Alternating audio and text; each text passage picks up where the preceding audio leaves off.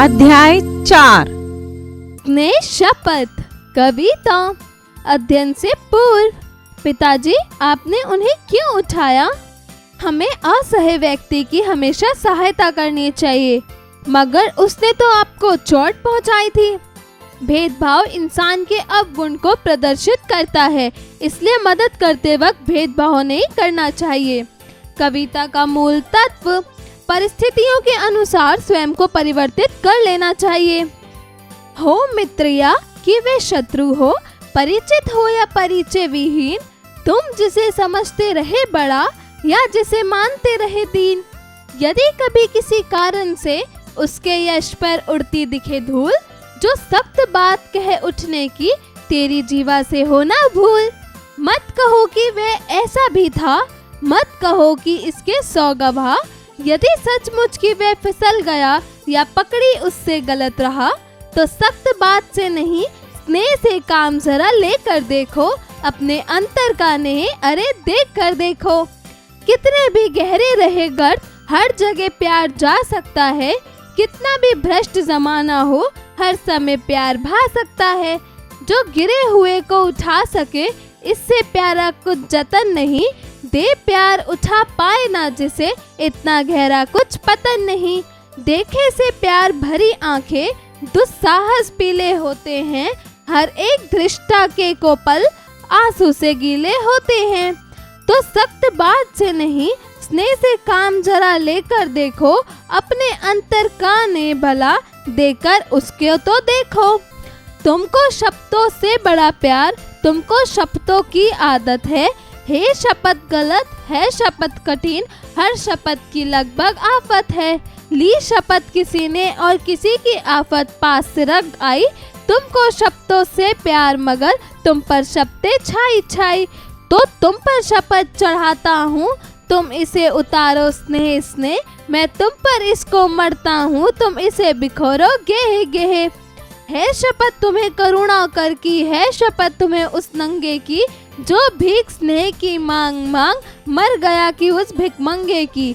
है सख्त बात से नहीं, स्नेह से काम जरा लेकर देखो, अपने अंतर का ने उसको तो देकर तुम देखो। भवानी प्रसाद मिश्र। शब्दार्थ करुणाकार अर्थात करुणा करने वाला। जतन अर्थात कोशिश प्रयास। आपुल अर्थात विपत्ति। घे अर्थात गृह घर। अंतर अर्थात हृदय। पतन अर्थात नष्ट हो जाना। यश अर्थात कीर्ति सम्मान। विहीन अर्थात बिना रहित। गवाह अर्थात साक्षी दृश्य करता। स्नेह अर्थात प्यार प्रेम। उच्चारण करें। सख्त दुस्साहस। परिचित शब्दों।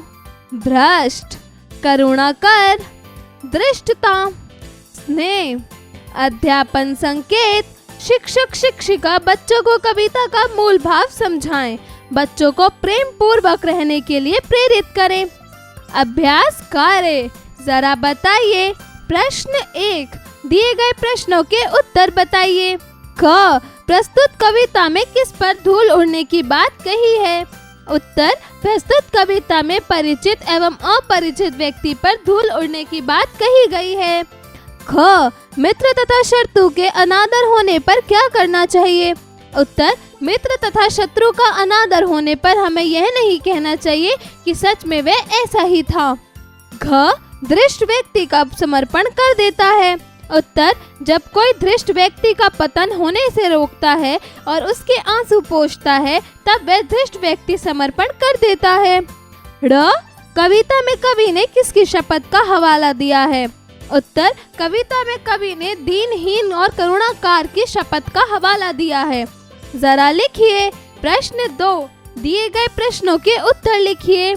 क, प्रेम का प्रभाव किस किस पर पड़ता है? उत्तर, प्रेम का प्रभाव दृष्ट के साथ साथ प्रत्येक व्यक्ति पर पड़ता है। ख, किसी व्यक्ति से गलती हो जाने पर उसके साथ कैसा व्यवहार करना चाहिए? उत्तर, किसी व्यक्ति से गलती हो जाने पर उसे नम्रता और स्नेह का व्यवहार करना चाहिए। ग, कवि ने प्यार की असीमित शक्ति को कैसे सिद्ध किया है? उत्तर, कवि ने प्यार को असीमित शक्ति के बारे में बताया है कि रिश्ते कितने भी गर्द क्यों हो ना जाएं, जमाना कितना भी भ्रष्ट क्यों ना हो, परंतु जब प्यार से किसी इंसान का पतन होने से रोक लिया जाता है तो उसे प्यारा कोई जतन नहीं। घ कविता में शपथ को हर घर बिखेरने के लिए क्यों कहा है? उत्तर, कविता में हर घर शपथ बिखेरने के लिए इसलिए कहा गया है ताकि स्नेह द्वारा प्रत्येक व्यक्ति की दृष्टा खत्म हो जाए। ण करुणाकर की शपथ धारण करने के लिए कवि क्यों कह रहा है? उत्तर, करुणाकर की शपथ लेने के लिए कवि इसलिए कह रहा है ताकि कोई अनुचित या झूठी शपथ से किसी के ऊपर आफत से ना पसर जाए। प्रश्न 3, दी गई पंक्तियों को पूरा कीजिए। क तुम जिसे समझते रहे बड़ा या जिसे मानते रहे दीन, यदि कभी किसी कारण से उसके यश पर उड़ती दिखे धूल, तो सख्त बात कहे उठने की तेरी जीवा से हो ना भूल। ख कितने भी गहरे रहे गर्त, हर जगह प्यार जा सकता है, कितना भी भ्रष्ट जमाना हो, हर समय प्यार भा सकता है। जो गिरे हुए को उठा सके, इससे प्यारा कुछ जतन नहीं, दे प्यार उठा पाए ना जिसे, इतना गहरा कुछ पतन नहीं। ग तुमको शब्दों से बड़ा प्यार, तुमको शब्दों की आदत है शपथ गलत, है शपथ कठिन, हर शपथ की लगभग आफत है, ली शपथ किसी ने और किसी के आफत पास सरक आई। प्रश्न 4, दिए गए शब्दों का उचित रूप से मिलान कीजिए। क सख्त, उत्तर कठोर। ख घे, उत्तर ग्रह। ग ने, उत्तर प्रेम। घ मित्र, उत्तर दोस्त। ड़ शत्रु, उत्तर दुश्मन। प्रश्न 5, दिए गए प्रश्नों के लिए उचित विकल्प का चयन कीजिए। क कविता में सबसे न्यारा जतन किसे कहा गया है? धृष्टता को, गिरे हुए को उठाने को, गर्त में गिराने को, इनमें से कोई नहीं। उत्तर, गिरे हुए को उठाने को। ख कवि के द्वारा शपथ को किस प्रकार उतारने के लिए कहा है? प्रेम पूर्वक, कठोरता से, कायरता से, दृढ़ता से। उत्तर, प्रेम पूर्वक। ग प्रस्तुत कविता के रचयिता कौन है? हजारी प्रसाद द्विवेदी, हरिवंश राय बच्चन, भवानी प्रसाद मिश्र, मोहनलाल वर्मा। उत्तर, भवानी प्रसाद मिश्र। घ हमें किसकी सहायता करनी चाहिए? दुश्मन की, मित्र की, दोनों की, बड़ों की। उत्तर, दोनों की। ण कविता में प्रयुक्त शब्द आफत से क्या तात्पर्य है? विपत्ति, आपत्ति, सफलता, कंटकित। उत्तर, विपत्ति। जरा सोचिए। प्रश्न 6, प्रेम रक्त व्यक्ति किसी भी कार्य को सुचारू रूप से करवाने में सक्षम होता है। इस कथन से आप क्या समझते हैं? सोच समझकर बताइए। जरा भाषा पर गौर कीजिए। प्रश्न 7, दिए गए शब्दों से वाक्य निर्माण कीजिए। क शपथ, उत्तर, हमें देश के गौरव और सम्मान की रक्षा के लिए शपथ लेनी चाहिए। ख भ्रष्ट, उत्तर, आजकल सभी ईमानदारी को छोड़कर भ्रष्ट बनते जा रहे हैं। ग करुणा, उत्तर, मेरी माँ करुणा की सागर और ममतामय है।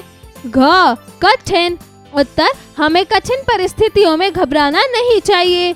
ड़ परिचित, उत्तर, परिचित हो या अपरिचित व्यक्ति सभी का सम्मान करना चाहिए। प्रश्न 8, दिए गए शब्दों का संधि विच्छेदन कीजिए। क परिणाम, उत्तर, परि जमा नाम। ख दिगंबर, उत्तर, दिक जमा अंबर। घ भविष्य, उत्तर, भव जमा आश्रय। ग दुष्कर्म, उत्तर, दुष् जमा कर्म। ड़ पित्रागा, उत्तर, पितृ जमा आज्ञा। प्रश्न 9, दिए गए वाक्यों में कारक को रेखांकित करके लिखिए। क हेमंत ने राष्ट्रपति के हाथों पुरस्कार पाया। उत्तर, ने के। ख बाढ़ पीड़ितों के लिए चंदा जमा किया गया। उत्तर, के लिए। ग विनय ने फीस माफी हेतु पत्र लिखा। उत्तर, ने। घ विकास अपने भाई की मदद कर रहा है। उत्तर, की।